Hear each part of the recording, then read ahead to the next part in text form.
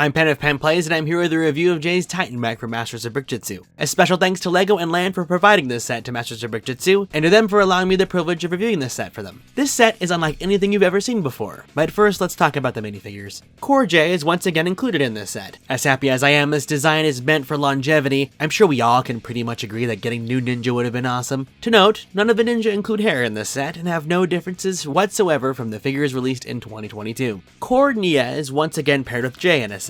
On the subject of getting new Ninja, however, if in 2022 we got so many new prints and extra characters that summer in Ninjago crystallized, perhaps his choice will give us the opportunity for even more later in 2023. For now, it will allow some new villains in this wave, but more on that in a second. Jay and Nia include their nunchucks and polearm they've been featured with before and sport golden katana, a departure from having ones match their accent colors I was so fond of in the previous wave of core sets. A pixel bot is included in this set, which doesn't deviate much from the Woo bots, something which the box seems to erroneously agree on. Pixel's smirking face is featured on the monitor, and the samurai-like helmet atop its head doubles as a sheath for 2 more katana. This wave features Bone Warriors, led by the Bone King. One of his most striking features is what appears to be a skull-shaped mask, leaving whether or not he's actually a skeleton or not ambiguous, as well as the rest of his warriors. Every print on this figure is unique to him. His helmet is the older samurai helmet paired with a crest element new to 2023. The Bone Knight, in turn, has the newer helmet introduced in 2022, as well as the armor the Ninja were equipped with in the Master of the Mountain sets that released in 2020. Not having the Ninja get new prints for new suits allows for more minifigures like these Bone Warriors. The printing on this one isn't unique, however, as the Bone Hunter is identical in everything but accessories. Their straw hat has been featured on Stone Warriors before in Ninjago Legacy, which brings me to something I'd like to point out. These very much feel like a combination of Skull Kid and Stone Warriors in a way. Bone Warriors rhyme as well, and maybe I'm just overthinking things. The collectible banner in this set is actually one for the Bone Warriors that the Bone Knight wears on his back. Each warrior is laden in chains and are equipped with hobbled together looking bone weapons. The Bone Sword, Sickle, and Sai are part of a parts pack that also includes the crest atop the Bone King's helmet. 2 of every set of weapons is included as always. Like the previous wave, this wave of Ninjago core tries its best to equip the villains with more than just numbers. A crossbow card is included that uses an arrow firing mechanism you would have seen in a set that released in the middle of the early 2000s. You just need to barely tap it, but sadly, that doesn't always guarantee it will fire, and when it does, they don't go very far. For the mech itself, I'll cut to the chase. There's no mech shaped like Jay's Titan mech, and I'm extremely shocked its build is as simple as it is. Make no mistake, simplicity is not a bad thing. It's more that simple builds making something so striking is nothing short of incredible. Removing the weapons, the mech still looks completely whole still. Its very slim appearance is not unlike the physique of the titular Evas of Neon Genesis Evangelion, one of many anime this set's designer has taken inspiration from over the years. The rare yet uncommon red axle pieces visible on the complete model almost appear like caution warnings, something common in anime mechs, and doesn't clash too hard with this one. The wrists here have excellent rotation and are fully jointed. As a compromise, the fingers don't move out too far, though have some movement. The thumb is freer to move around, however. Armor behind the palm limits movement to a point it can fall off if too much pressure is applied. This joint at the elbow allows a slight angling, but sadly, no rotation. The arms stay anatomically accurate going up and down. This thing's shoulders are quite interesting. There's these cannons with adjustable wings atop them. They're connected at a ball joint just behind the shoulder. Don't let their size fool you. These joints handle the cannons easily. These cannons use the more recently released spring-loaded missiles with the bumpers that trigger at the press of a button. They're not even remotely as powerful as the ones you'd find in sets 15 years ago. If you'd prefer, you can remove the missiles, adjust the wings, and roll the cannons back to give the mech a jetpack-like look. Personally, I still feel the mech looks great like this. I recommend rolling the cannons back too if you're looking to be more dynamic with posing the free-range arms, as it allows a freer space for your hands. The cannons can go back atop the shoulders when you're done without issue. Simple elegance is the MO with the heads of the large Ninjago mechs these past few years. To be a bit more stylish, this thing has a massive mechanical braid at the back of its head. The links are loose here, implying the design is exclusively for looks. The build is just as elegant and simple as the rest of the head, with the links threaded and locked in place. I do feel one more link could go here. No matter how I set the links on here, there's always room for another, but that isn't detrimental to the set. At the neck is a simple build keeping the head upright. Up and down are options for articulation, and side to side is limited, but with the cannons on the shoulders, it's not going to be looking further in those directions anyways. Central to the striking appearance of this set is the torso. The cockpit that sits in the upper half of the torso has a console inside that looks rather odd on its own in there. Slightly angling the pectoral section after lifting the head allows you to fit Jay inside. You have the option to sit him inside, or you can stand him up here, making sense of the console as his arms reach over it. Standing Jay up allows for the only good weapon storage this build has, as you can keep the katana at his back still, and the nunchucks at his side.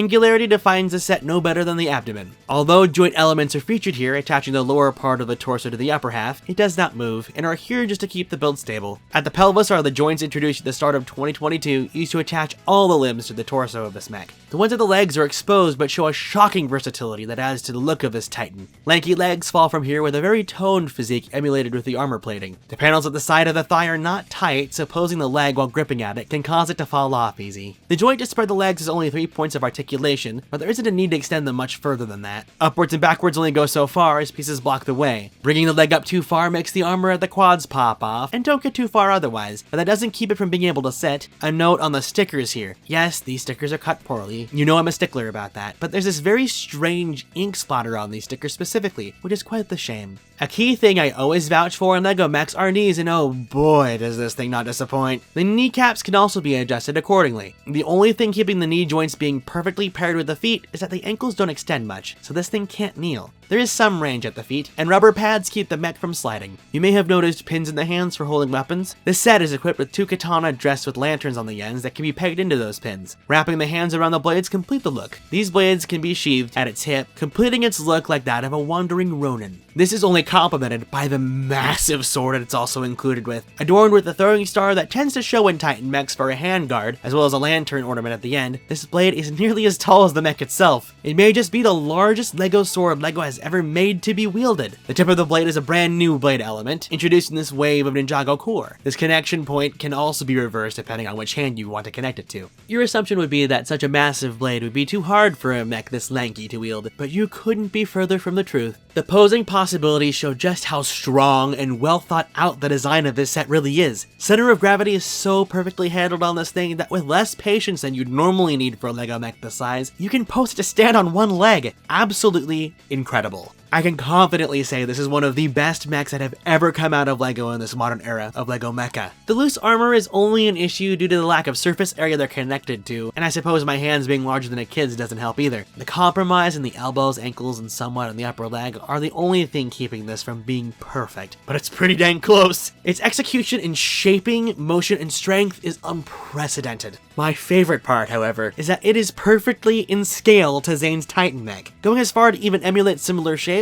and the white with an accent color that began with Lloyd's Titan mech as well. This is a third sibling in a line of sets I beg would only continue for the other 6 Ninja, and perhaps even Woo, because I can't get enough of these Titan mechs, and what they bring to the table without shame, on top of relentlessly innovating with each new release. Yes, I'm asking for a non-Samurai X themed Nia mech this size. Please and thank you. This is the set you should be shopping for if a mech is what you're after. You will be blown away by the accomplishment that it is, and I cannot recommend it enough. Would you agree? I feel lauding it with as much praise as valid, but you can let us know in the comments if you feel otherwise. Be sure to subscribe to see more early 2023 set reviews. Clicking the bell will notify you when they go live too, so don't forget. Clicking the thanks button below lets you donate to the channel and highlights your comment for your generosity. Anyways, I've been Pen, this is Masters of Brickjitzu, and I'll see you next time.